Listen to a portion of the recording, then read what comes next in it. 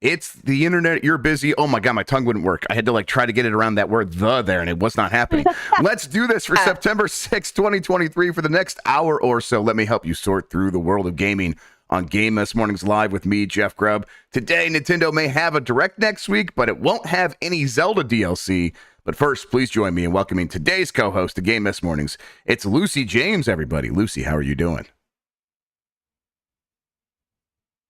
Uh-oh, you're muted. But I'm fine. Wait, but I'm tired. There you are. We got you. No, I'm not. I think I just have dodgy connection. No, I'm well, but I'm tired. As I was saying to you before the show, I got a weighted blanket. The Monday we got back from PAX, I napped in the afternoon for 3 hours, and then I slept for 12 hours that night. Hell yeah! Last night I fell asleep at 10:30, woke up at 7:30. You too can sleep like me if you get a chronic illness, my friends. So this is just like a recovery week for me, but a weighted blanket. Yeah, my God. That seems real good. I weighted blanket back. So when I was growing up, it was electric blankets. You plugged in this blanket, it would get hot and stuff. That was all the rage, or like heating pads. Don't worry, I've got one of those too. Hell yeah. Now, but the weighted blanket seems to be the meta these days. That seems what everyone's going for. I think I could use one. I like to sleep pretty light during the summer, but during the winter I like one big heavy blanket, so like usually a comforter. But I wonder if I could switch that up with a weighted blanket instead. So I also, Lucy, slept a ton when I got back. And it still wasn't enough. Still tired. Still off. Yeah. Do you have Tog here? Do you have Tog? Tog sounds like a man who lives under a bridge, and I no, I've never met him. No, how do you know how thick your duvets are? The girth of my duvet is none of your business, frankly. I don't know. We have weights. Yeah. Okay. So like in the UK, you have like, a 3.5 for maybe around like the summer when it's really hot. You have a 10.5 for like a middle, and like maybe even a 12 or something when it's a bit colder. You don't do dog? Maybe we do. I've never gone duvet shopping all that many times enough to like have to commit this to memory. So maybe it exists, but I've never seen it used. So I used to have a duvet which was two duvets, and they snapped together, and one was a 3.5 and one was a 10.5, and then when it was too hot, you would it was great. Did they like layer up? Kind of, is that what you mean? Like they connect together? They literally snapped together. Okay, fasteners. That's cool. Used, and it was great.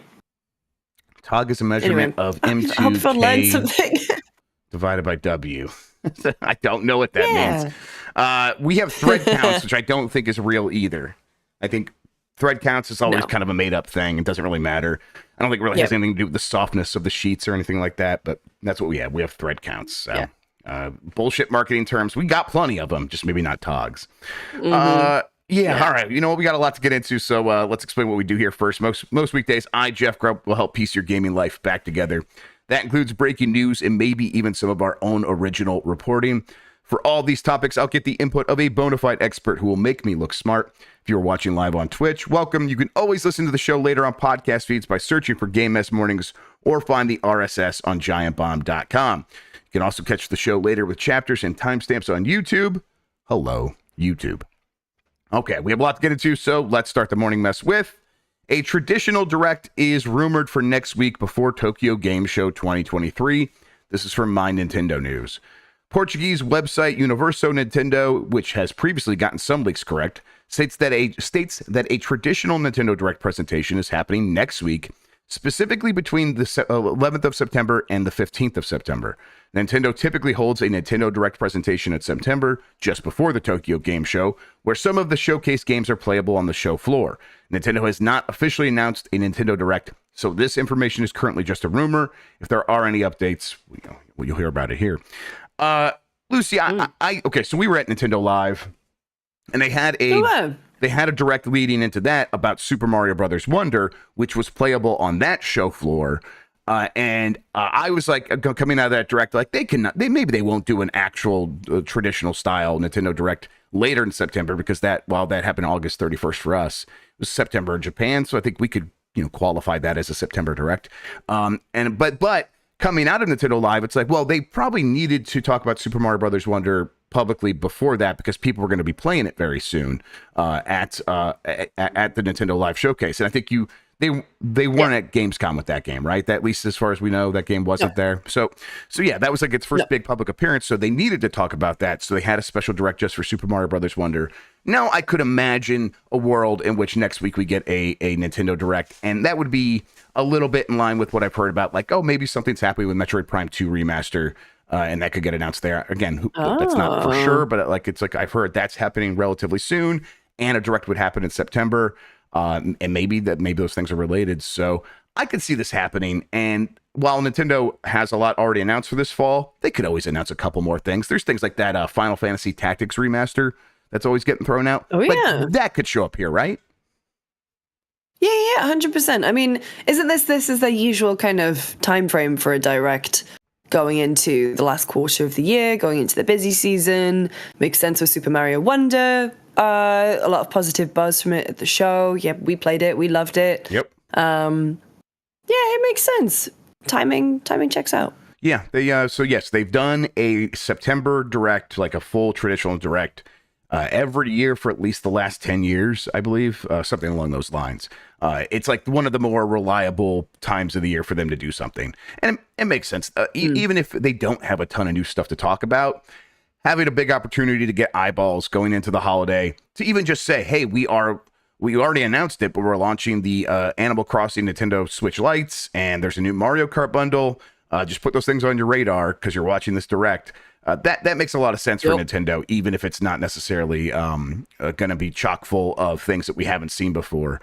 And a big part of it comes down to Nintendo makes these arrangements with these outside companies that show up in these Nintendo Directs, and Nintendo needs to honor those things and throw in Nintendo Direct, because that's like, a contractual agreement. They say, hey, we're going to do a certain amount of promotion for your thing or whatever, or we're going to be putting you in a Nintendo Direct, even if it's like a verbal agreement. They feel that they need to honor those. So I wouldn't be surprised if it's like, hey, all year they've been assuming they're going to have one of these. They're going to go ahead with one. But we'll see. It's not going to happen this week for sure, because this is Labor Day week, and they're coming off Nintendo Live. So next week makes a lot of sense to me. If I'm like thinking about it, it's like, yeah, that's the time where I would have imagined it was going to happen. That's the rumor. Maybe we'll see. I know you didn't grow up with Nintendo, but are there any like obscure Nintendo franchises you would like to see come back? No, again, I didn't grow up with Nintendo. I just genuinely just got an OLED Switch, so I'm starting to play Pikmin. I tried to start to play it on the flight back, and I was too sleepy. So I know, too sleepy. The Lucy James story. I don't know. I get excited when you're all excited. I mean, I don't think this is going to be new Switch time. I'm happy to be wrong about that, but it feels like new Switch time will be like February, after, this year's releases are out the way, and next year they could fully focus on new hardware. All right, come here. What's the problem? I got someone throwing a fit. Just come here. Let's talk about this. Come on. Oh, you want someone to get you food? Okay, well, I can do that as soon as my show's over, all right? Can we just talk about it real quick? It's going to be okay. Yeah, she's got her Pikmin here. Look, show everybody your Pikmin. The yellow and the blue guy. Hello. Yes, it's okay. Hey, why don't you go play a game, and as soon as I'm done, I'll get you food. It won't be long. All right, she's hungry, but that'll be like her third breakfast. Can't wait. It's almost lunchtime. Hey. Maybe she's just hobbit pilled. Oh, yes, absolutely. I got my little hobbits running around this house constantly. All right, there's a bunch of Nintendo news kind of not related to Direct, but I'm going to relate it to a Direct possibly anyhow. If there is a Direct next week, maybe that's where we finally get that video with Shigeru Miyamoto and Charles Martinet, because Martinet still needs to be told what it means to be a Mario ambassador. This is from Levi Winslow at Kotaku. Charles Martinet, the iconic voice behind everyone's favorite mustachioed plumber for over 25 years, has transitioned from playing the character into being a Mario ambassador instead. and that's according to Nintendo recently. But there's one problem. Martinet still doesn't know what his new role at Nintendo entails. Toward the end of August, Nintendo revealed that Martinet would be stepping back from voicing Mario, effective immediately. He'll continue to travel the world, sharing the joy of Mario and interacting with you all, the company said in its announcement. However, that what this new role involves was under wraps, as neither Martinet nor Nintendo shared details of exactly what Mario's former voice actor would be doing, aside from sharing the joy and traveling the world. Well, it turns out Martinet also has no clue what he'll be doing, though he hasn't retired. He did go on to say that. You might have seen the news. I'm a Mario ambassador, Martinet said. I don't know what that is yet. I'm not retired, as it were, but I'm an ambassador. And as we step forward into the future, we'll all learn what exactly that is. But in the meantime, I'll be ambassading, as I always have. I'm always an ambassador of Nintendo and Mario at all of those events because I just cherish every moment of it. And I hope that, your love of the game continues to grow the way mine does. So thank you very much. Does this change color anything about that initial reaction of what happened there? This doesn't. So I kind of assumed Martinet was retiring. To hear him just flat out say I'm not retiring makes it sound like Nintendo being a little bit weirder than I was expecting. I mean, I guess maybe they're looking to have a succession plan in place so that, and then they're like, let's just jump forward to that, get a new voice. But I don't know. I think this is weird. How about you? Well, now that you've said that, unfortunately, the only thing going on in my mind is Succession, but Charles Martinet is Logan. Of course. So you've got the little Mario voice going, "Yoo, fuck off." That was more Mickey Mouse. Yeah, but, I still like it though. Yeah, it's a me. I'm not the serious plumber. It's very weird, and also I think the timing on this is funny because it's also the exact same time that Major Nelson's out. Yeah. And that feels weird too. I agree. It does also, although everyone at Microsoft was best of wishes to you on your future endeavors. So it's it's hard to read into these things, but I don't know. I at a certain point, doing something for over 20, 30 years. It's at any moment, the other company that you're working with could decide, hey, we do want to have someone in mind that could do this 30 years from now, and that's not you. And that's cold and calculated. Obviously, succession plan is. I mean, unless maybe he could still do the voice though. That's the weird thing. I mean, the way that this is kind of rolling out hasn't necessarily been the very clean way that Nintendo usually does things, especially if you've got the ambassador himself going on a panel and going, I have no idea what this is. But I mean, if he's still traveling the world and if Nintendo's still footing that bill, then I'm sure he's going to be pretty happy getting to meet fans and stuff. But it does feel weird to not have him as wait, oh God, Jan. No one tell Lucy that I started getting cabbage soup TikToks. I said I'm sorry. No, and so I just hope he's being treated all right. I think all accounts he is being treated well, but it's just weird. It's I mean, come on, we've already lost the Queen, okay? That's right. I can't deal with this much change. Now we're losing the King, absolutely. The King. Charles Martinet. I do wonder if it's this is a monkey's paw situation.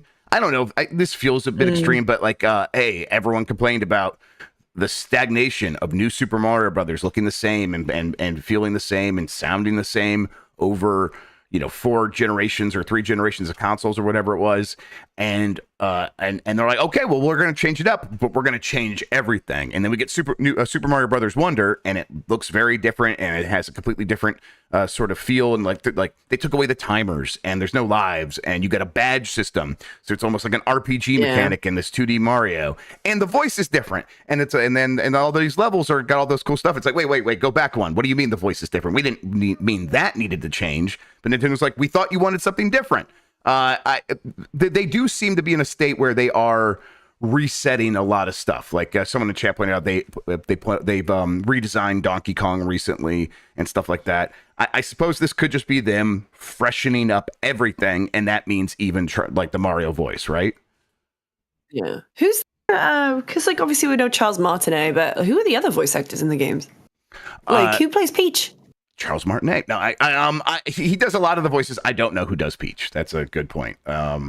I have zero idea. That's but I bet does seem like they've replaced everybody for Super Mario Brothers Wonder. And then who are the new voices?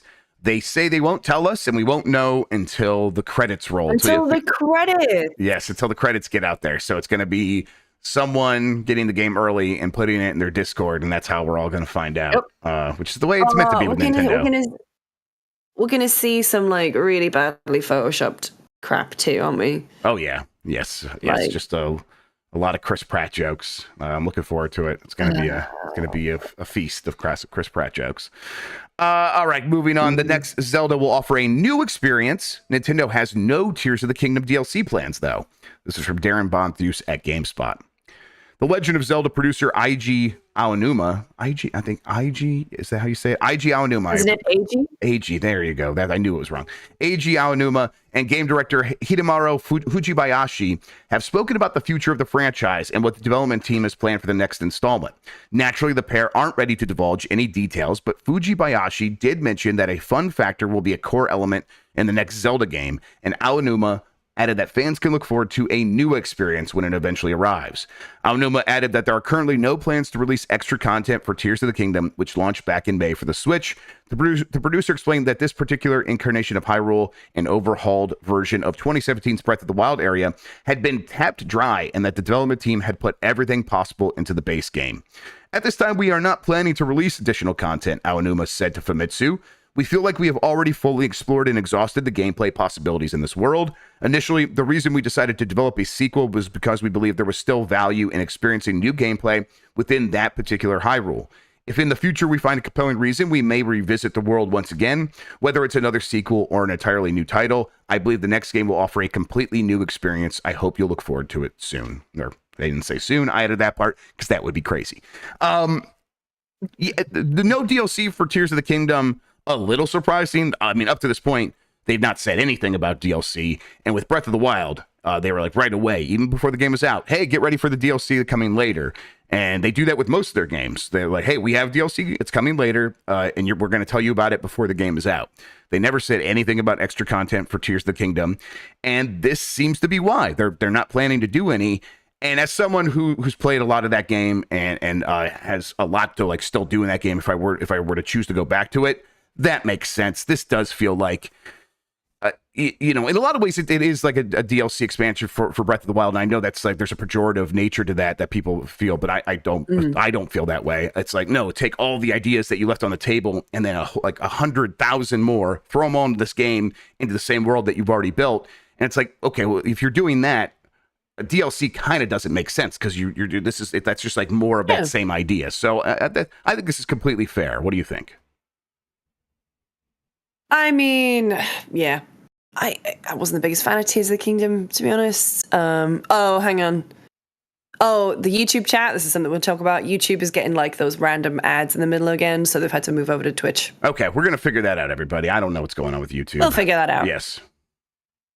Yeah. But anyway, no, Tears of the Kingdom, I mean, honestly, makes sense. If there's new hardware coming next year, allegedly, then it makes way more sense to just focus your attention on that and a brand new game to launch sooner rather than later. I mean, even like I didn't even think that I played the DLC for. I didn't finish Breath of the Wild. Yeah. I didn't finish Breath of the Wild. And so, like, yeah, Master Trials, Champions Ballad. It didn't seem like very, very meaningful DLC updates. Like, certainly not ones that are going to change the way the game is played. Like, Master Mode added that, like, pathing and everything. I don't know. There was some stuff in there that's like, difficulty spikes and stuff like that will change it on that level. And there was some extra stuff in that DLC. But I think for the most part, I'm just not someone who engages with DLC in general. For the most part, it takes a lot to bring me back to a game. And for the most part, DLC is stuff where I'm like, I'm glad that's happening. I'm playing other things now. I've already moved on. I've lost my momentum going back. I did try to go back to the DLC for Breath of the Wild and never really could get back into it. It was like, I'd rather just start this game over. And obviously they have like the master mode to do that. But it was like, even that, I'm like, well, I don't have time to then play another 100 hours of this game. So I'm kind of glad that they're just leaving this all as one complete experience. I suppose like glad is maybe not the right word. Oh, I'm glad they're not giving more people more stuff, but I'm like, it doesn't faze me all that much, and I would rather them take that time and put it into the next Zelda, or put it into or let, like, instead of a DLC for Zelda, let something else come out, like a 2D Zelda from a team like Grezzo or something like that. I think that would be much more welcome for me personally. New Switch hardware. I'm just really intrigued that they're working on this fun thing. Yes. Yeah. I think my internet is really bad today, by the way. Is it? There's a little bit of a delay. We'll work around it, but it's like it's totally fine. We're gonna be okay. You're like coming through clear. Yeah. You sound good and you look fine. It's just a slight delay. That's all. It's interesting. I don't know why, but anyway, I was going to say I'm really interested in them thinking about this fun thing. A fun factor. Yeah. Yeah, what does that mean? Yeah, who knows? I guess like huge for Nintendo. They've probably like, I'm sure they did still have to leave some ideas on the ground where like that makes more sense for a sequel to a whole other Zelda game. So let's just go ahead and Fujibayashi has talked about that a little bit previously, where he's like, hey, yeah, I'm already thinking about the next thing. And I bet a big part of that is we tried some stuff in this game, it didn't work, or we couldn't get it figured out in time, and this thing already had enough stuff, so we'll just put that into the next game, and I think that's totally okay. All right, let's see here. New Switch hardware bundles are on the way ahead of the holiday season. This comes from Christine Choi at Destructoid. Nintendo has announced 3 upcoming Nintendo Switch bundles featuring Mario Kart 8 Deluxe and Animal Crossing New Horizons. All 3 are set to go on sale on October 6th from select retailers. The first bundle is a Nintendo Switch console with blue and red Joy-Cons, a digital download of Mario Kart 8 Deluxe, and a 3-month subscription to Nintendo Switch Online. The MSRP for this bundle is $299.99, the price of a Switch on its own. The bundle does not include the Booster Course Pass DLC. The other 2 bundles are handheld-only Nintendo Switch Lite consoles paired with a digital download of Animal Crossing New Horizons. These new Switch Lite features the classic turquoise and pink colors with a special leaf design on the back. The turquoise version, Timmy and Tommy's Aloha Edition, will be sold exclusively at Walmart, while the pink Isabel's Aloha Edition will be found at Target. These are $200, also the price of a Switch Lite without a game. Let's see, these ones also won't include the Happy Home Paradise DLC. These are bundles that like are pretty familiar. I guess Nintendo's never bundled Animal Crossing, I think, with the Switch. I don't think so. That's a little bit big, but these are also like maybe the right games. Even though I think Mario Kart sold like 55, almost 60 million copies, and Animal Crossing sold more than 40 million copies. If you are getting a gift, like a Switch as a gift for someone, these are still the games you're probably thinking of first as like, hey, someone who hasn't bought a Switch yet, they probably don't care about Mario or Zelda all that much. They might have fun playing Mario Kart with friends, and maybe Animal Crossing is their thing instead. And it's like, oh yeah, so I could see this making a lot of sense for the holidays. At the same time, not too exciting. Everyone's kind of looking forward to the next Switch. So these are fine bundles, but what do you think? Well, this is big for me because my sister just let slip that my nieces have become obsessed with Mario. There it is. But only the movie. And so I'm thinking, oh, Christmas, I could really have the chance to do something here. I could really do something this year. I mean, at this point in the life cycle of the Switch, these bundles make a lot of sense. Animal Crossing, Mario Kart 8, like huge hitters for Nintendo. Yes. Family favorites. Like if you're gonna, and like, we know that Sony does really, really well with bundling things, and it also like really increases sales of games because people are after the console too. That's what they did with Horizon. That really helped Horizon out. Yeah. So no, I think it's great. Because as well, like I remember when I was a kid and I got my PS2 for the first time, I didn't have any games bundled with it. And so the only thing I had, other than like the one game that I bought with it, was the demo discs. And so I didn't even know that it was a good game. I think the first game I had was like the Harry Potter and the Philosopher. We're going to lose Lucy for a second while I try to fix this. All right, we're back there. There we are. Yes, we're back. And so no, like, getting bundled with such like games that have that are great, and B, that still have like a lot of life in them. I think that's very smart. Yes, I and it's the kind of thing where I already have these games, but it doesn't cost anything extra because that's the price. So it's like, even for me, I'm like, hey, my Switch Lite is kind of busted up, and so I might want to get a new one, especially for my kids. And that I think these new Switch Lites are very cute. But I wasn't going to pay extra to get the game included. I already have the game. Well, good news. I can get the game code, give that to a friend, and still get the cool system at the same price. This is the way that price cuts are going to happen on these consoles going forward. They're not really going to lower the price. They will give you more value at the same price, so it feels a little bit like a better deal. Feels like you're saving some money. In reality, you're giving them the same amount of money on something that they've already like sold 40 or 50 million copies of. So for them, it's like, hey, this is all just money in the bank. We're good on this. So it makes sense from both sides, especially if we're not going to get those big price decreases later in the console generation. Microsoft says that that's not going to happen anymore. If Microsoft is not going to lower the price of their consoles, Nintendo definitely isn't. All right, let's see here. F-Zero producer comments on a new entry in the franchise. This is from My Nintendo News. In a recent interview with VGC, Toshihiro Nagoshi, the producer of F-Zero GX, expressed his openness to returning to work on the beloved Nintendo series.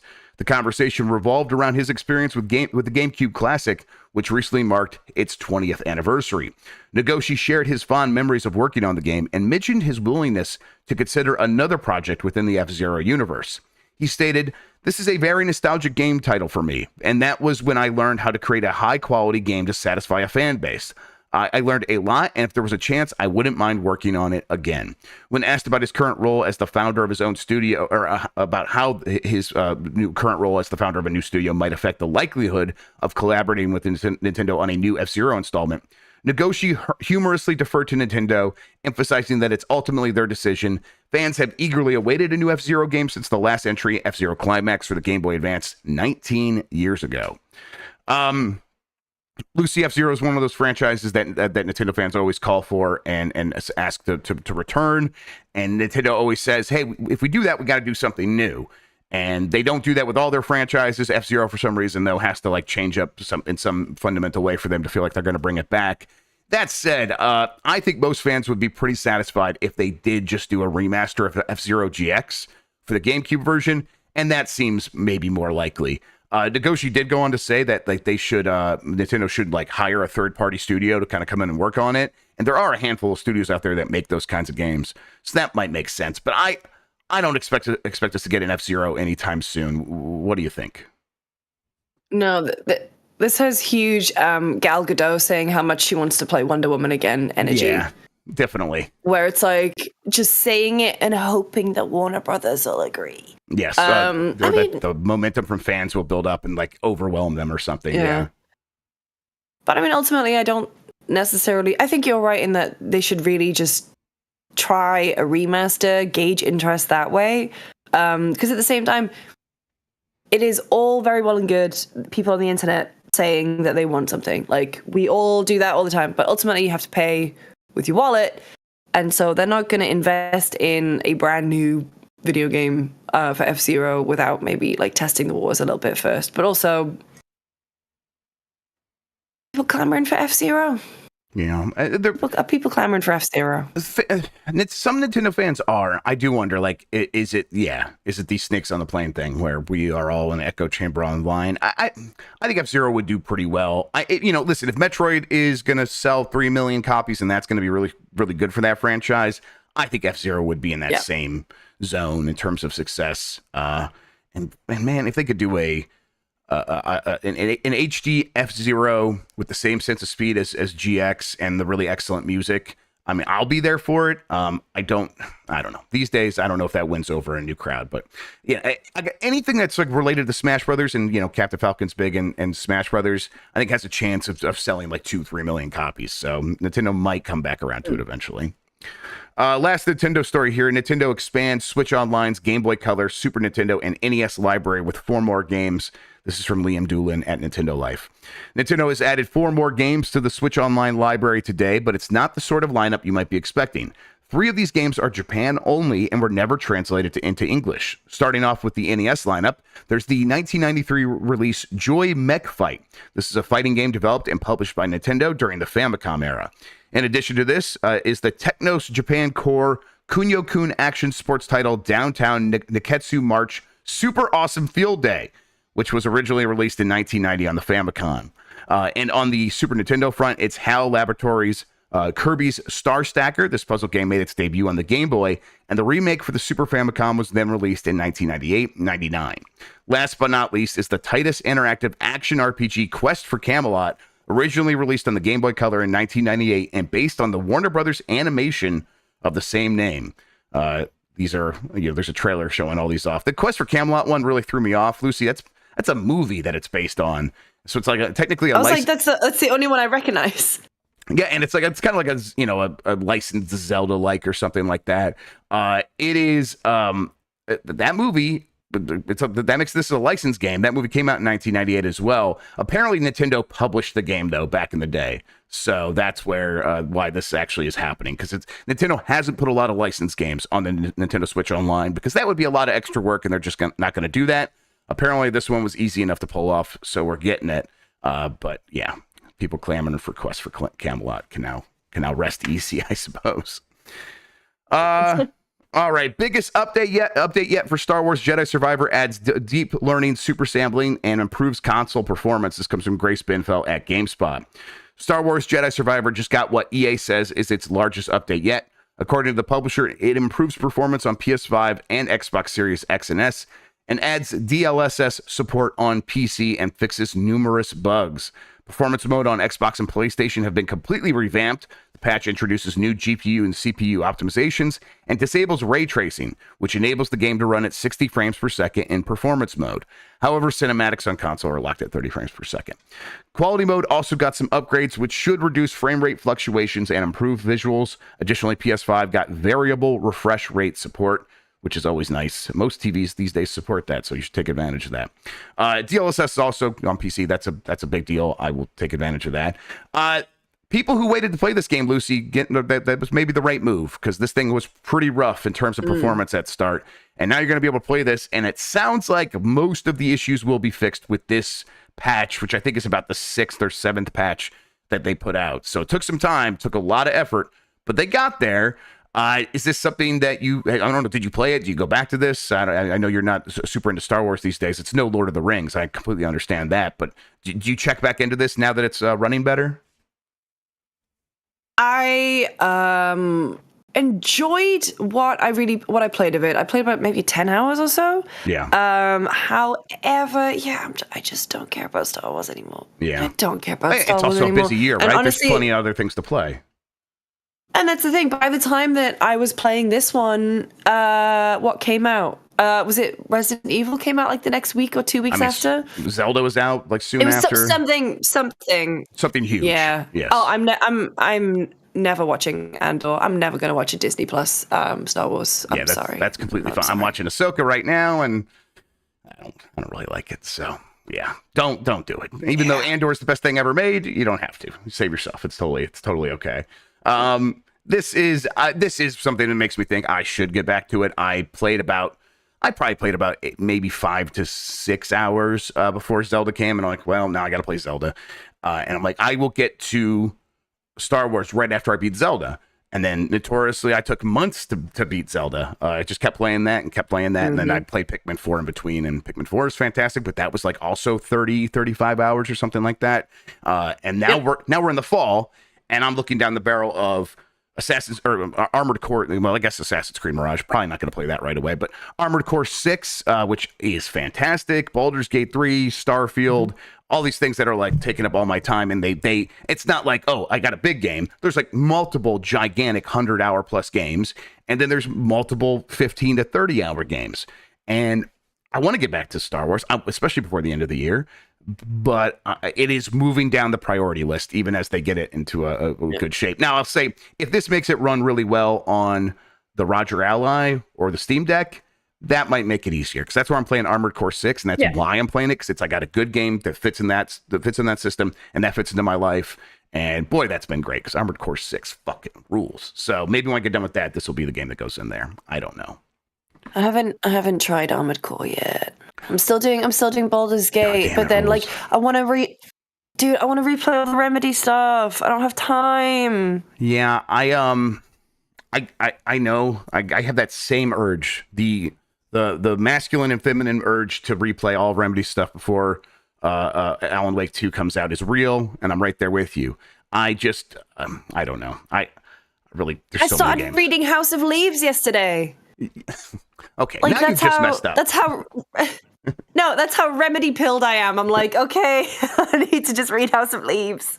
Alan Wake 2 continues to be very exciting. Of course, Alone in the Dark had to get out of its way. That happened earlier this week. That got that got delayed till early next year now. So yeah.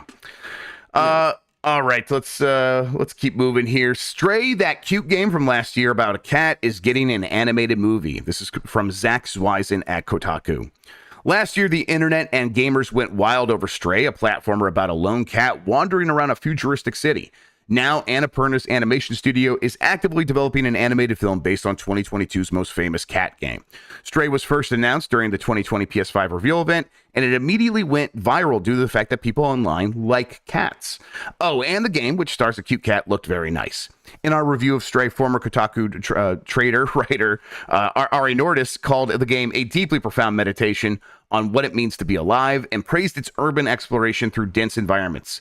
Anyway, a profound experience starring a cat in a robot city sounds like it could make for a pretty good movie, which is probably why it's becoming a movie.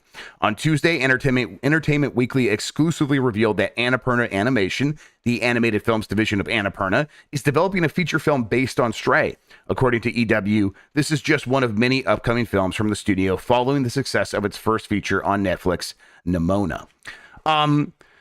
This makes sense. I think this makes more sense than the game, because Stray I could have take or leave, but I like that setting. I like that cat. Stray was cute. Cute, yeah. Not like Game of the Year nominated game, but cute, yeah. So I think this is this is a fine idea. And any of those games that, especially for something like Annapurna that has a lot of the thing. I think isn't there an Annapurna like film side? Or am I thinking of something else? But yeah, I think Annapurna already makes films. So it's like, this is a natural fit for them. We're like, hey, this is a part of our core competency. We could just hand this over to our other side. Obviously, they have the animation department working on this. And for something like Stray, that has that virality to it and people recognize it, I think that's a very good idea. What do you think, like, for an animated film like that? Do you think it's kind of like, what's the Pixar robot movie? Where there wasn't a lot of talking. WALL-E? Yeah, WALL-E. Thank you. My brain's just not working. Like, where there's, do you think there's like limited dialogue and the cat's just kind of walking around and maybe the robots talk to you occasionally? You think that's how the movie works? Honestly, I really hope that's what they do. And just your little droid friend is the only thing that says it. I think it would make way more sense if it wasn't like voiced fully and just way more interpretation. Because I think that's what worked really well with the game. Agreed. Yeah, I think it makes a lot of sense that this one's getting a movie. Let me throw this by you. Robot City, Here we go. What if it's Chris Pratt? What if we get a Chris Pratt cat? Oh my Chris Cat. God. Chris Cat. I'm sorry, everybody. Very good, very good. Yes. That was terrible. Yes, I apologize. No, I think it makes a lot of sense. Like, Stray was a big hit. It went viral a lot. People on the internet like cats. Like, everything's lining up for this one. It's gonna be fine. It's gonna be great. Yep. And I would probably check it out. I'm not gonna ever finish that game, but I would watch a movie based on that. Starfield players pirate its DLSS mod after its creator puts it behind a paywall. This is from Chris Scullion at VGC. Players have started pirating a popular upscaler mod for the game after its creator put it behind a paywall. Last week, modder Pure Dark created a mod called Starfield Upscaler, replacing FSR2 with DLSS. As the name suggests, the mod removes the FSR2 upscaling tech present in the game, which is designed for AMD graphics cards. It's designed for all graphics cards, but AMD does design it, and replaces it with DLSS, the equivalent tech used in NVIDIA's graphics cards. That does actually only work in NVIDIA's graphics cards. The mod, which supports the second generation version of the upscaler, DLSS 2, has been downloaded nearly 280,000 times so far. However, as Kotaku reports, Pure Dark has now released a second version of the mod, which supports DLSS 3. the newer version of the upscaler, which is supported by more recent NVIDIA cards and has the frame generation. I've used this, Lucy. I did pay the $5. So I gave this man his money. Oh, yeah. And I'm getting like 300 frames per second now in Starfield. It's real nice. It's like, oh, this is how this game is actually meant to be played. Instead of releasing this mod for free like the previous one, you can still get the DLSS 2 one for free. Pure Dark has placed the DLSS 3 version behind a paywall, only making it available to players who pay $5. And then you have to like, when you actually load it up in the game, there's like an authentication step you have to go through inside of Starfield, inside this little menu for the mod, to prove that you've paid the $5. Once you do it once, it works forever. So it's not like you got to keep paying $5 every month, but it was still weird. But people have rebelled against this, Lucy. People believe all mods should be free. So people have started pirating this mod for Starfield, and they cracked the DRM on it so they can install it without having to pay the $5. And that's not too surprising. People do have a sort of a real rough time with the idea of paying for mods. And I guess I don't blame them, but also I don't mind giving someone money for doing work. If work is work, as they say in Kiki's Delivery Service. So this is a weird one, but would you ever crack a mod, or would you even like use a mod in the first place, Lucy? I don't know. Oh, I use a lot of Sims mods, so I'm well versed in, throwing money towards a coffee or a Patreon just to get access to something. Okay, yeah, so that's pretty normal in that community. Okay, so this is more. I think these days giving modders money is more normal, right? Oh yeah, although EA tried to crack down on it for The Sims, of course, and then people revolted. So Yes, that's that kind of thing where. Bethesda previously tried to do paid mods. Like they've tried to, I think, make like a marketplace or something like that. And there was a huge backlash. And that was like almost 10 years ago now. And since then, they've found other ways where it's like, we'll just include these mods in a new version of the game, sell it at full price, and cut in these modders on some of the profits of that. And it's like, okay, that's a pretty good way to do it. But hey, these days, if the community is doing extra work to make a game like this run even better, $5 is nothing. I think that's totally worth it. But I also am not going to be like, oh, come down hard on anyone who's pirating anything. I just, whatever. You do whatever you feel is right.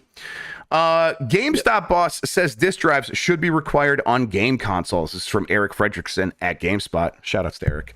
Whenever any chief officer within a company speaks publicly, you can assume that they're speaking in the best interest of the company. It's no different with Ryan Cohen, the CEO of GameStop, who said he thinks game console makers should be required to include optical disk drives on their system in a tweet this weekend. Big win for consumers, Cohen said, replying to a news story about Apple's move toward USB-C charging and away from its proprietary Lightning port. Consumers have also invested in their hard-earned money into physical video games. Disk drives should be required on consoles. Cohen, as the CEO of GameStop, has a vested interest in people buying physical games media alongside accessories. While PC games began to shift towards digital in the early 2000s with the opening of Valve's Steam store, digital console games only became prevalent with the previous generation of consoles, the PlayStation 4 and Xbox One. GamesIndustry.biz noted at the end of 2022 that only about 28% of console game sales were boxed copies of games, with 72% going towards digital purchases. Cohen's choice of venue for this sentiment is a bit odd. Apple's shift towards USB-C changing is a result of a push from the European Union for Apple and other mobile device makers to embrace a universal standard for better interoperability and future mitigation of electronic waste from having to regularly replace multiple different kinds of chargers. I think that's exactly what Ryan Cohen wants, is for someone like the European Commission to come along and say, hey, console makers, you have to include optical disk drives, right? That would be a benefit for him. Yeah, 100%. I mean, it's the bread and butter of the GameStop business, so it makes a lot of sense. It's just unfortunately, it's kind of not really how the world is working these days, or is going towards. Unfortunately, I love physical media. Don't get me wrong, but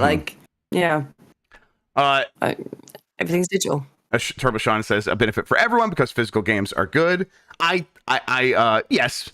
Of course. If the EU came along and said that they had to do this, I would be totally fine. I would still keep buying my games digitally, and then people who want their physical games can be assured that they would have a way to play that. These companies are going to be able to argue very, I think, accurately that, hey, we'll lower we'll have a lower cost of hardware if we don't have to include this thing, and that then we'll have an option. And if you want to mandate us to have an option to have an add-on for a disk drive, we'll do that. Sony's already maybe going in that direction.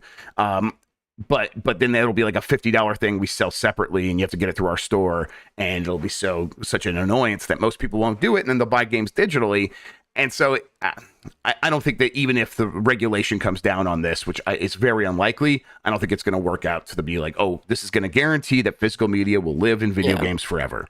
I think the thing that's going to keep physical media around is a lot of money still comes from people buying physical games, and changing consumers' behavior by forcing them to do something different is always a bad idea in gaming, because people are very set in their ways. You kind of want to just nudge them along gently if you're trying to get them to change over to digital. You have to make it so much more convenient, and they've basically done everything that they can on that, other than maybe have more aggressive pricing, I suppose. And the people who are going to change their behavior have already done so.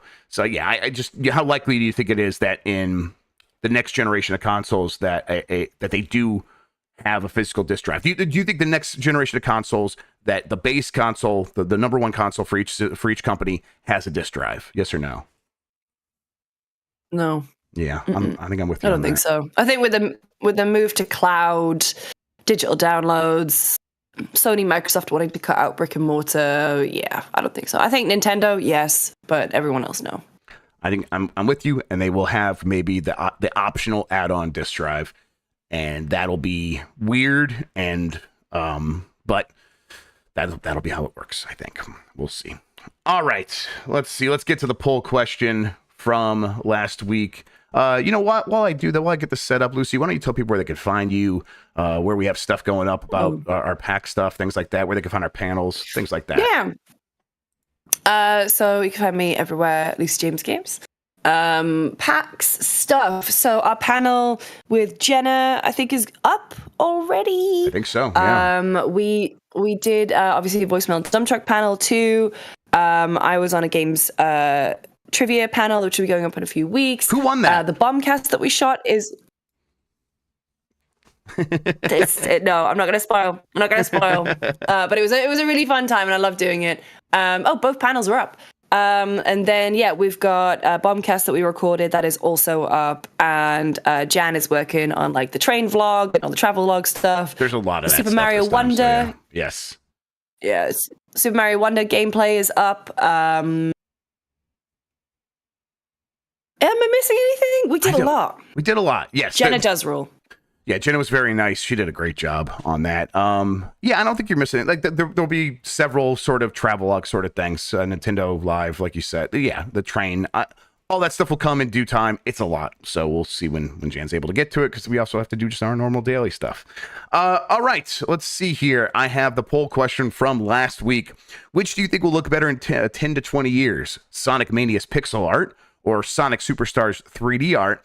9% said Sonic Superstars 3D art, and 91% said Sonic Mania's pixel art. Lucy, I think we talked about this last week, right? Where that's that news story about we did. The producer said, "Hey, in 10 to 20 years, like 3D art will be more viable." While I think that this poll is correct, and I agree, I voted for the pixel art will be more timeless looking in 10 to 20 years. I still understand what that producer was saying, and that viability means next generation. And when I showed my kid, she thinks the 3D art is much better than the pixel art. So she's the one that's going to be buying games in 10 to 20 years. So, and we'll all be dead. You could too. Yeah, we'll see. I'll be in a convalescent home. I don't know. All right, I'm going to put up a new poll question. Actually, Jan will probably do it. If there's a direct, how many farm sims will be in it? 0, 1, 2, or 3 plus? I think the easy answer is 3 plus, because there's probably gonna be like 7 or 8 farm sims in there. It's gonna be all farm sims. Course. I can't wait. We'll talk about that on Game S Morning tomorrow, right? Guess it's Wednesday. Yes, tomorrow's Thursday. We'll have a new episode tomorrow with Jan on giantbomb.com. Speaking of Giant Bomb, later today, we should be doing some sort of B Light Club. We haven't fully decided. Mike is going to be at a baseball game, so it's just going to be me and Dan. Maybe we'll do something else fun. Not quite sure yet, but there will be something in that 2:30 p.m. Eastern time slot here on giantbomb.com. Find it then. Lucy, thank you so much for spending today talking with me about video games. I really appreciate it. It was really, really good time talking with you. And it was just awesome to hang out. You're very like we're talking. You're very social. You know everybody. You're a social butterfly. And then I'm like, how does she? She's got that exhaustion thing. How does she do it? And then of course you just go home and sleep for 12 hours, and you sleep later, right? You pay for it later. I recoup it. Yes. I get it back. Exactly. All right. Thank you, everybody, for watching. You're the best audience in gaming. That was proven when you showed up in droves there at PAX. It meant a lot to us. Until next time, have a good one. Take care of yourself, and goodbye. Bye. All right. Good job.